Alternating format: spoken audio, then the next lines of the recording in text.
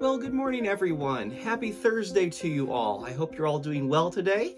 Hi, Stephen, David, Bryce, Faith, Glenn, Rob, Deb, Jesse. Gosh, Luke, man, I can't even remember to say all these names. There's so many of them, which is a good problem to have. But anyway, that's not really what's important right now.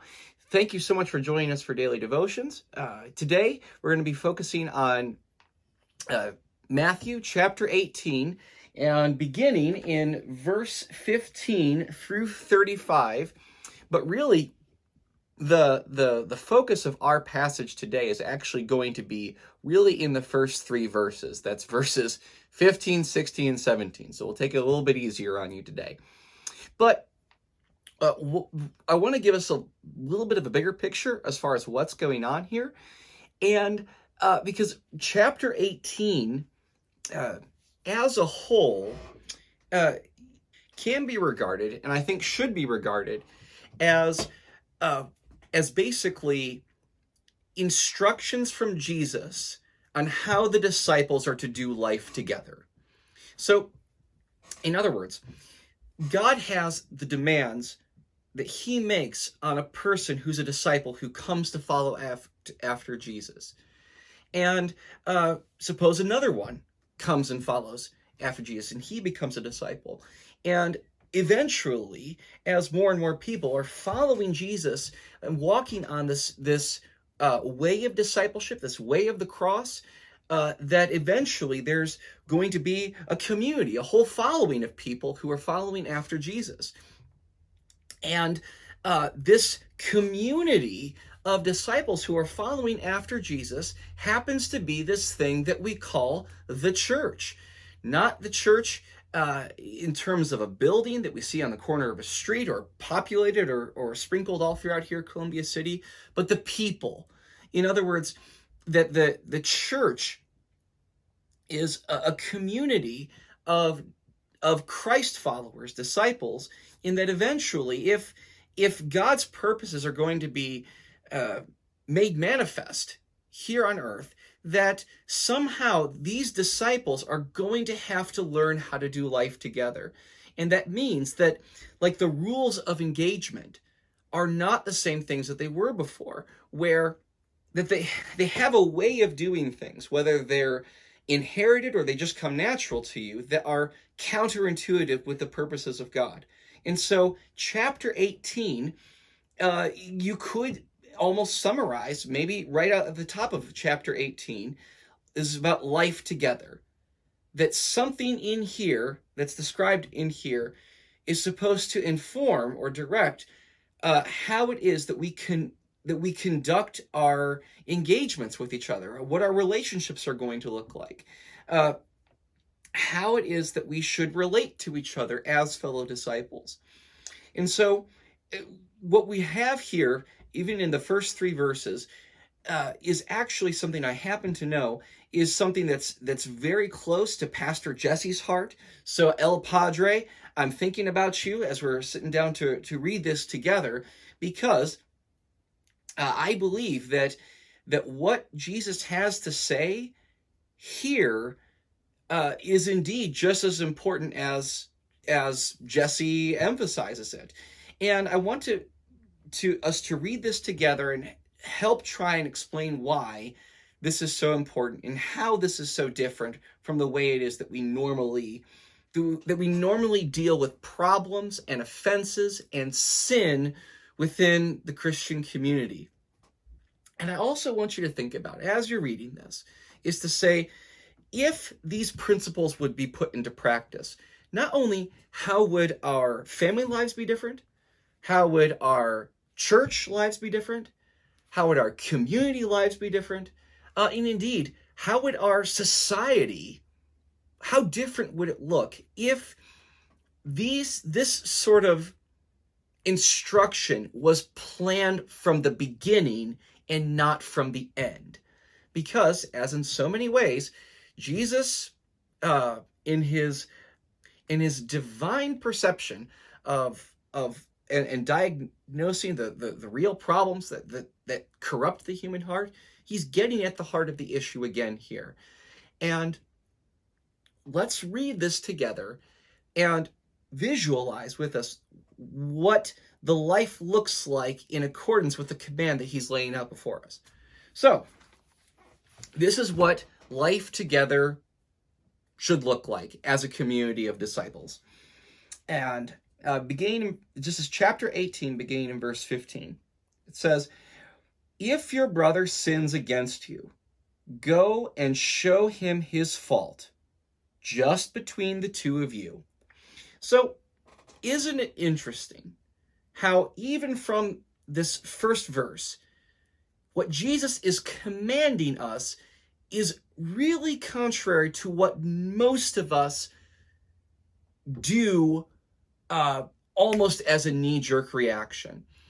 In which case, if somebody offends you, somebody sins against you, somebody wrongs you, somebody tries to trip you up, somebody tries to get the better of you, that our tendency is to go and form a coalition.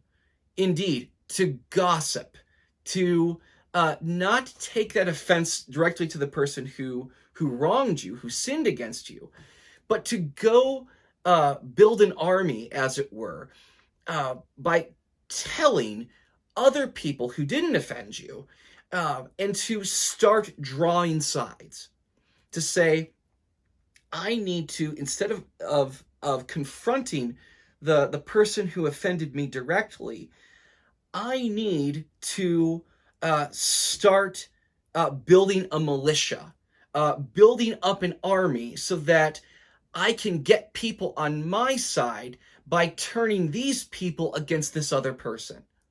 That the purpose of doing that is a way of earning victory over that person because you were wronged. And can you see even here at the moment that when we have a tendency to gossip and to be able to make black look even blacker, that our attitudes, our actions are being shaped and informed by an attitude that doesn't want to restore somebody who's wronged you, but to defeat them, to put them down, to put them in their right place. That, in other words, we become the adjudicators of justice, and becoming people who are so self-satisfied in being injured. We're actually glad to be injured because that gives us a reason to be able to put people in their place. And that's at least one of the reasons why it is that we crave gossip so much, because it has a way of marking ourselves as the injured party, and that we glory in being the person who is being injured, and then therefore have some kind of grounds to lay the hammer of justice down on somebody else. If you love that, if you relish that sort of thing, you do not have the heart of Christ. I will tell you that right now. Your heart should be one that seeks first and foremost the restoration of a brother for whom Christ died. We do not want to see a brother who sins against you to be held captive to that sin that becomes a pattern, and that pattern that becomes a way of life, and a way of life that leads to destruction. If this person who sins against you continues to keep sinning in that same way against other people, the fact that you were injured or against is secondary, because what's chief among the issue here is a brother who is in danger of the corruptive power of sin. And by accountability, by confronting that person and that person alone about this issue, seeks to restore that person, so that the issue of sin that we're dealing with it as it is small. It is so much easier to deal with weeds as they sprout up, rather than trying to chop down and uproot an entire oak tree. This is Jesus instructing us and informing us how to be able to deal with these things when they're small, and to deal with them well, in a way that brings about life and connection, wholeness, restoration for all parties involved. Now, with that verse in mind, can you imagine how different our communities would look? How different our society would look if instead of taking our offenses to Twitter and building up a coalition that seeks to dominate and to crush people who have offended us, if we were doing this, how different the world would be? Well, I can almost assure you that probably about 95% of the traffic on Twitter would just be gone, which would be a blessing to everybody. So we have our work cut out for us, don't we? But I digress. And it says, but if he will not listen, verse 16, take one or two others along, so that every matter may be established by the testimony of 2 or 3 witnesses.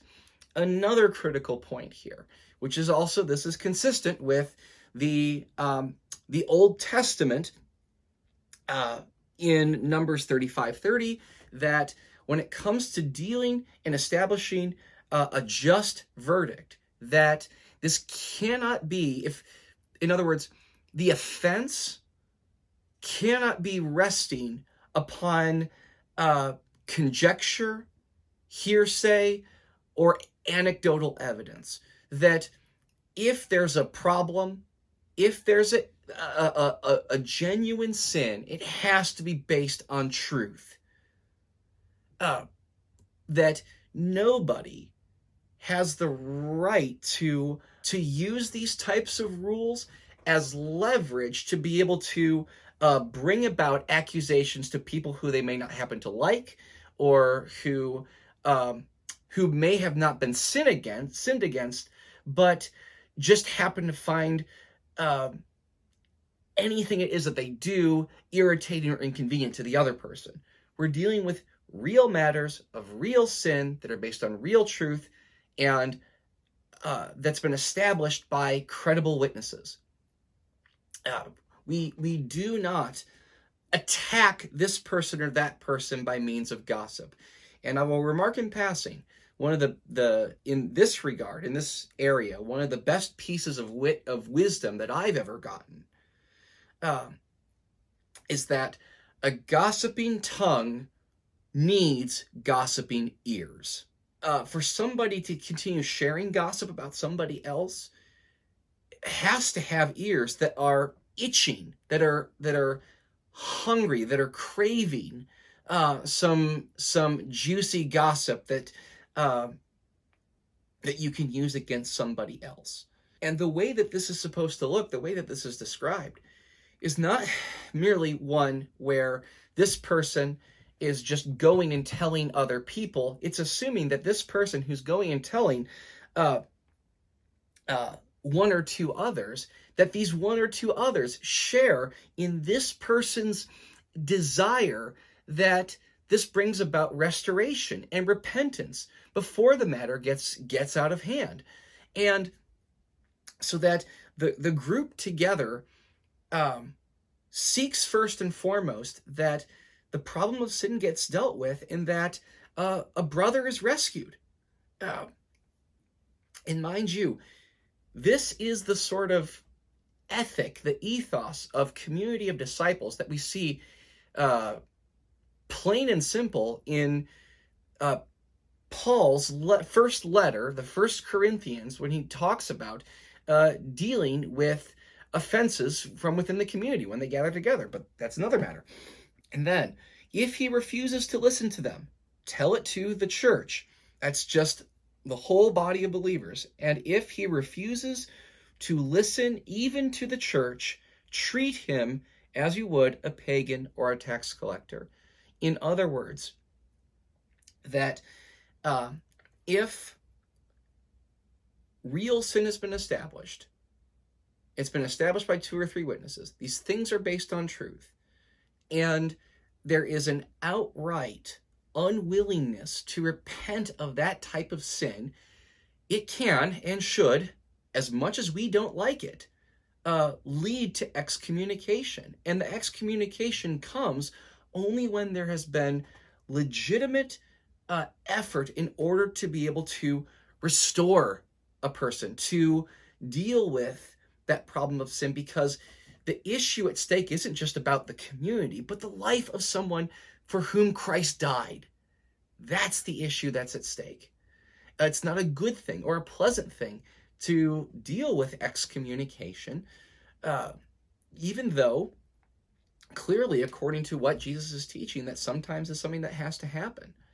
But can you not also see how it is that if these things are left unchecked, that the community of the disciples will look nothing different from anything or any other body of or community of peoples who just do the normal thing, and that is to take offense at their offenses and build a coalition of gossip that dominates the other person, where everything just becomes tribal and just becomes a part of just creating sides and stirring enmity between one another, that has no vision, no sight for the growth, the human flourishing, the rescue of somebody who is dealing with a legitimate problem of sin.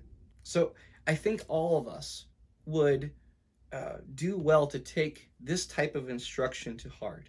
Our first reaction, our first response when we're offended, when people sin against us, is not to leverage whatever powers we happen to have to win the battle and dominate somebody else and put them down because we're offended, but rather recognize that the issue that's at hand is sin, and it's the sin that has to be dealt with in order to bring about restoration, wholeness, reconciliation, and indeed real human flourishing as a community of disciples. When that sort of thing happens, we are going to reflect the heart of God, who did this very same thing for us. And indeed, that's going to be the issue if you continue reading in the parable of the unmerciful servant. So bear that in mind, continue to read. But thank you so much for joining us for Daily Devotions. Thank you so much for taking the time to listen. I pray God would bless you and keep you. I can look forward to the time that we all get to meet together again and learn and live and grow as the people of God. So God bless you. Take care.